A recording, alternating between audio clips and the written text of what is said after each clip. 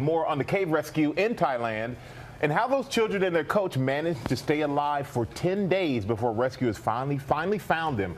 Our foreign correspondent, James Longman, has been covering this from the start, and he joins us now with those details. Good morning, James. Good morning, Michael. An extraordinary moment here as we are now learning that entire team is now free of that cave. All 12 players and their coach have made it out. They are all either in the hospital or on their way there. It's an extraordinary thing, and as we're learning more about the kinds of conditions they've survived. New details this morning about just how that soccer team, who left their bikes at the mouth of the cave before embarking on what was supposed to be a joyful excursion, managed to survive in treacherous conditions nearly 3 miles into the rock, losing all sense of time. Tomorrow, Monday. You have been here 10 days. The water, both a threat and a lifeline, while avoiding the murky depths around them for fear of disease. They were able to drink the clear mineral water trickling down through the rocks. The team also went into the cave with a bit of food. Local press spoke to a woman who says she sold the team snacks like these, chips, sodas and orange drinks, before they followed their 25-year-old coach, Ekapol Chanthawong, into the caves for a fun excursion after practice. Rescuers say Ekapol, who remains in the cave, is one of the weakest members of the group because he selflessly gave all his snacks to the team. An orphan who lost his parents at age 10, Ekapol trained as a monk and has taught the boys to meditate in order to save their energy and remain calm underground. Lack of sleep, combined with being stripped of nearly all their senses, can lead to hallucination and paranoia in just 3 days. This is a part of a survival mechanism.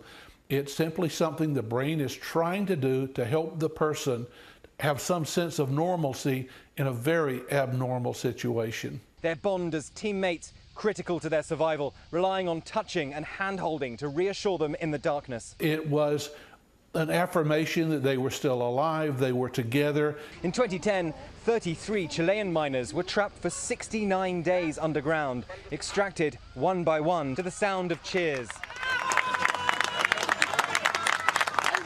Becoming worldwide celebrities, they were even the subject of a Hollywood film. This is all the food we have left. We have to ration it. But just months after their rescue, most of those miners said they still felt the negative effects, including Alex Vega, who spoke to 60 Minutes at the time. Whenever I hear a noise, I get scared and look around me. My heart beats faster, I can't go into small spaces, I'm taking 5 or 6 pills a day now. This soccer team, who relied on each other to survive the physical demands of the cave, will likely need to lean on each other outside the cave as well. Some absolutely dire conditions for those boys to have spent all this time in, but we understand most of them are in pretty good health. They're on their way or either at the hospital now. This country is jubilant about this news. Michael. All right, thank you so much, James. Let's bring in our chief medical correspondent, Dr. Jennifer Ashton. And Doc, when you looked at that report, it makes it even more remarkable that these boys were okay, and most of them made it out okay. But we hear about PTSD. So how likely is it that they will suffer from PTSD? Well, listen, we're hearing about that, and we have psychologists and mental health experts running the gamut between those saying, no, they'll be fine, they're resilient children, athletes, and then those saying, for sure, they're going to be suffering their whole life. That's speculation. The fact of the matter is we just don't know.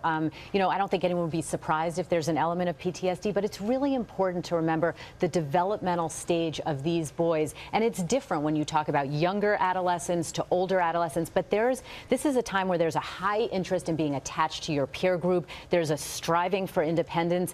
They want respect of others, and the older boys want to take on a leadership role. All of those developmental tasks could have actually played a major role in saving their lives through this ordeal. And you said some of the biggest concerns facing these kids, it's basic. It's hydration, it's nutrition, it's temperature. So walk us through what's going on that's occurring in the ambulance, in the hospital, and also in the helicopter once they're out. When they get into that ambulance, Michael, and then they get airlifted to the hospital, there's an assessment that occurs literally in seconds. It's basic vital signs. What's their oxygenation, their core temperature, their blood pressure and heart rate. Diving for a prolonged period of time is incredibly dehydrating as you breathe through that mouthpiece. They're going to establish intravenous access, start getting them fluids. Then when they get to the hospital and they run blood tests and x-rays and blood cultures and wound cultures if necessary, there goes by an organ-by-organ system approach approach and evaluation to make sure heart, brain, kidneys, skin, everything is functioning and